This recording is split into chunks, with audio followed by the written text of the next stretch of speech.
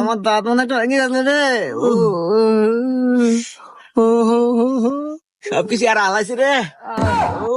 এই তোরা আমার গরুর ঘরে চুরি করে বেড়াচ্ছ, তা আবার দিনে দুপুরে? তোকে এত বড় সাহস রে? এই তোকে লিডার কোথায় ক? মুরব্বি, আমাদের কোনো লিডার লাগে না, বুঝছেন? আমাদের লিডার হচ্ছে ইউটিউব।